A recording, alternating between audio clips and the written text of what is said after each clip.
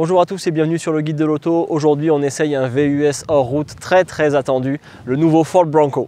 A breed apart.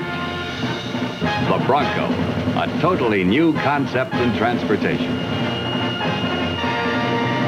Alors le Ford Bronco, sa première apparition, ça date de 1966 avec la toute première génération, un véhicule pour les amateurs de hors-route, puis qui a vraiment eu beaucoup de succès, notamment pour la petite anecdote auprès même de Gilles Villeneuve, puisqu'il en a possédé un de première génération au milieu des années 70. Ce véhicule-là a duré sur 30 ans et 5 générations jusqu'à 1996, pour finalement aboutir à la 6e génération, celle que vous avez sous les yeux, le nouveau Bronco. Et donc qui lui s'inspire quand même beaucoup de la toute première version en termes d'esthétique, modernisée évidemment, mais comme on vit dans une époque un peu nostalgique, c'est pour ça que Ford s'est inspiré de ce véhicule-là. Contrairement aux anciens Bronco qui pouvaient venir avec des moteurs V8, il n'y a aucun 8 cylindres qui est disponible sous le capot du nouveau Bronco. Le moteur de base ici, c'est un 4 cylindres 2.3 litres turbo qui fait 300 chevaux. Ce moteur-là, on peut le jumeler à une boîte manuelle à 7 rapports ou une automatique à 10 rapports.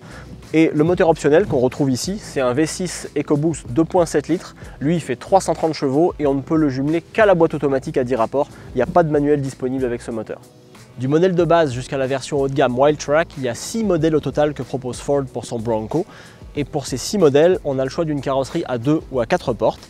Notre modèle d'essai, c'est un Bronco 4 portes Wildtrak haut de gamme. Et sur ce véhicule, on a aussi les ensembles High, les ensembles Lux et l'ensemble Sasquatch.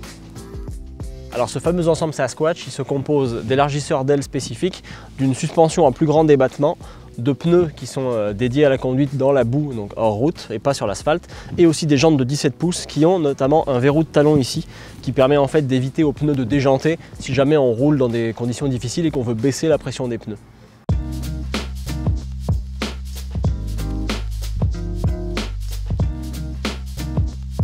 À l'intérieur du nouveau Bronco, on retrouve un habitacle vraiment très carré, très aventurier, évidemment. C'est toujours ce qu'on retrouve sur ce type de véhicule. L'inspiration Wrangler n'est pas très loin, il faut reconnaître. On a aussi les poignées qui se trouvent ici ou là, et de l'autre côté aussi du passager. Ça aussi, c'est pour la conduite en route, pour pouvoir se tenir quand la conduite devient plus enthousiaste, mettons. Après, on retrouve aussi ici un gros écran. Là, il fait 12 pouces de diagonale parce que c'est l'écran optionnel. Mais des boutons physiques aussi en bas, à la manière du Ford F-150. On retrouve plus bas ici un levier traditionnel. Donc, c'est pas un bouton rotatif. En revanche, en dessous, on a un bouton rotatif qui sert ici à sélectionner les différents modes de conduite. Donc, 2 ou 4 roues motrices et les différentes gammes de vitesse, basses ou hautes. Après ça, on a aussi évidemment les rétroviseurs et les vitres électriques qui se trouvent ici, puisqu'on peut démonter les portes et le toit. Même chose, exactement comme dans un Wrangler. Donc ça permet ça aussi de faciliter un peu le démontage et donc d'avoir plus d'équipements électriques qui se trouvent au centre de la voiture. Et on retrouve ici au sommet du tableau de bord le système de verrouillage des différentiels avant et arrière. On peut aussi retirer les aides à la conduite ici à droite. Donc si on regarde le véhicule dans son ensemble, cette version-là, la Wildtrak, on a donc le système multimédia plus évolué avec une commande vocale et le Sync 4, le nouveau système d'infodivertissement. On a aussi tous les équipements de sécurité active et la caméra 360. Quand on additionne toutes ces options au prix de base du véhicule, on arrive à un peu plus de 71 000 $, donc c'est une somme quand même assez importante pour un véhicule comme celui-ci.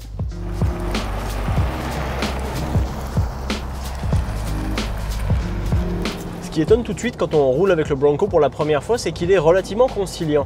En fait, si on regarde par rapport à ses principaux rivaux, il y a le Jeep Wrangler évidemment, et le Toyota 4Runner et le Bronco. Ils sont 3 sur ce segment-là aujourd'hui, des VUS intermédiaires typés hors route.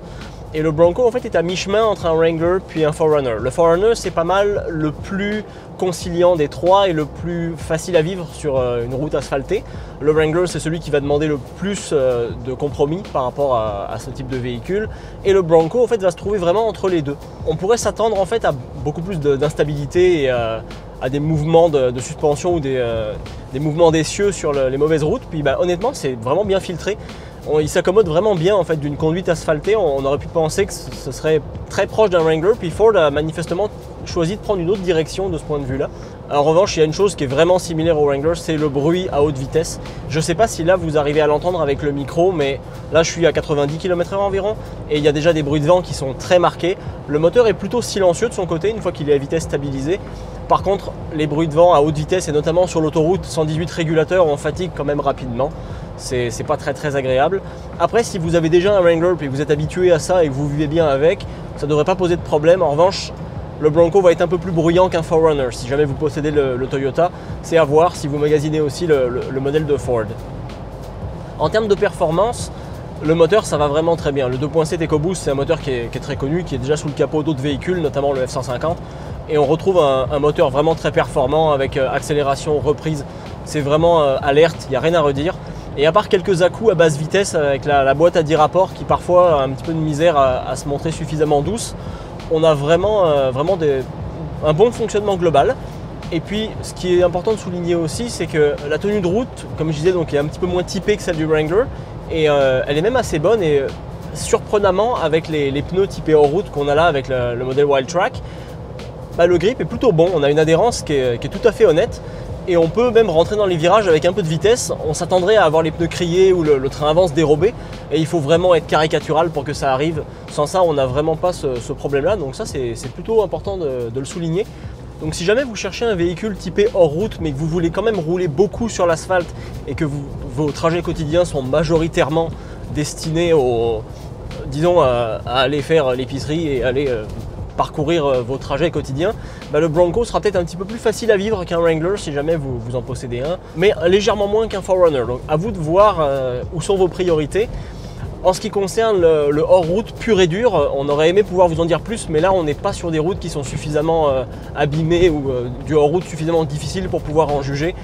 Là on est dans de la bouette sur des routes un petit peu défoncées, puis il y a de la garnotte par terre, mais ça, c'est un véhicule qui s'accommode de ça tellement facilement que, entre guillemets, je vais pas juger de ses performances en route là-dessus.